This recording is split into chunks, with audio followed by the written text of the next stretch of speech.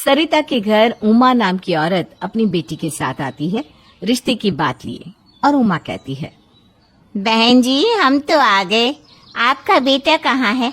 अपने बेटे को भी बुला लीजिए, लड़का लड़की एक दूसरे को देख के पसंद कर लेते हैं तो अच्छा है।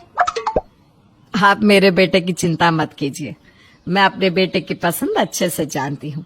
मैं जहाँ बोलूंगी वो वहाँ ही शादी करेगा। ये तो बहुत अच्छी बात है कि आपका बेटा आपकी इतनी सुनता है। हाँ ये तो है, लेकिन अब आप बताइए कि आप अपनी बेटी को शादी में क्या क्या देंगी? मेरा मतलब समझ रही है ना आप? बहन जी हमारी जितनी हैसियत होगी हम उससे तो कई ज्यादा करने की ही कोशिश करेंगे।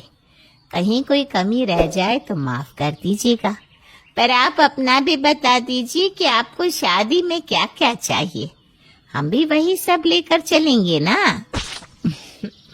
आपको तो वही सब लेकर चलना होगा जो मैं कह रही हूँ, क्योंकि मैं अपने बेटे की शादी ऐसे ही किसी सस्ते घर में किसी टुच्ची सी लड़की से नहीं करूंगी। देखिए मैं ज्यादा बातें घुमा फिरा के नहीं कहती, जो मन में आता है साफ साफ कह देती हूँ। मैं बस इतना चाहती हूँ कि आप इतना दीजिए कि हमें दोबारा बोलना ना पड़े। 2-4 चक्के की एक कार, फ्लैट, घर में 7-8 नौकर तो होने चाहिए, और फिर फ्रिज, टीवी, पंखा, एसी, कूलर, ये सब तो आप समझ रहे हैं कि बहुत जरूरी होता है। बाकी और कुछ रहा तो हम बता देंगे। बहन जी इतना सब बताने के बाद कुछ बचा है क्या? इतना सब हम कैसे करेंगे? आप अपने लड़के की शादी कर रही हो कि पैसे मांग रही हो?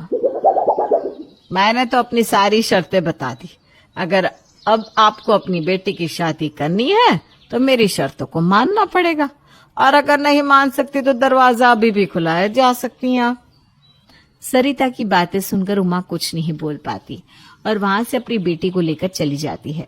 ठीक इसी तरह सरिता के बेटे के लिए जो कोई रिश्ता आता, सरिता वहां अपनी लंबी चौड़ी लिस्ट लेकर बैठ जाती और रिश्ता टूट जाता।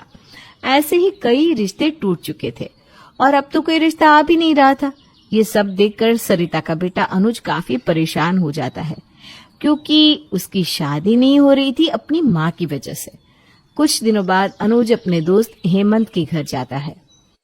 क्या बात है हेमंत, शादी के बाद तो बहुत मोटा हो गया। हाँ भाई ये तो सभी कह रहे हैं। मैं तो कहता हूँ तुझे भी शादी कर लेनी चाहिए, क्योंकि तेरी भी शादी की उम्र तो हो चुकी है। अरे यार मेरी माँ है ना, पता नहीं वो क्या चाहती है। इतनी उम्र हो गई है मेरी, लेकिन अब भी माँ मेरी शादी की नहीं बल्कि दहेज का सोच रही है। दोनों बात कर रहे होते हैं, तभी वहां हेमंत की पत्नी सुधा आती है और अनुज की बात का जवाब देते हुए कहती है, फिर तो अब आपको अनुज जी और जल्दी शादी कर लेनी चाहिए। आपको नहीं पता, पर इन्हीं सब कारण की वजह से मेरा दूर का भाई है ना, उसकी अब तक शादी नहीं हुई। भाभी अब तो हो ही गई होगी ना शादी। यही तो मजे की बात है कि अब भी शादी नहीं हुई। उसकी माँ बड़ा इतराती थी, बोलती थी बहू हीरा लाऊंगी, लेकिन माँ की जिद की वजह से बेटा अब तक कमा रहा है। अब तो वो लोग यही कह रहे हैं कि जैसे भी मिल जाए शादी कर देंगे। हाँ सुधा बिल्कुल सही कह रही है, और सही समय पर शादी हो जाना भी तो सही चीज होती है ना। अब मुझे देख लो, अपने बीवी बच्चों के साथ कितना खुश हूं मैं। हाँ वैसे भी लड़की तो तुम्हें अच्छी मिल ही जाएगी, अभी उम्र भी तुम्हारी क्या है। लेकिन कल को जब हाथ से उम्र निकल जाएगी ना तो लड़की मिलेगी ना कोई पूछेगा। समय रहते शादी कर लो, घर बसा लो। माँ के चक्कर में रहे ना तो ना शादी होगी ना बच्चे।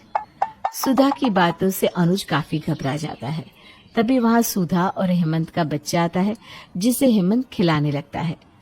हेमंत को अपने बच्चे के साथ इतना खुश देखकर अनुज कहता है, तू सही कह रहा है हेमंत, तुझे देखकर तो मुझे भी यही लग रहा है कि शादी कर लेनी चाहिए, वरना क्या भरोसा कब कैसी लड़की मिले। मैं अभी माँ से बात करता हूँ शादी के बारे में। Please like and subscribe my channel. Thank you.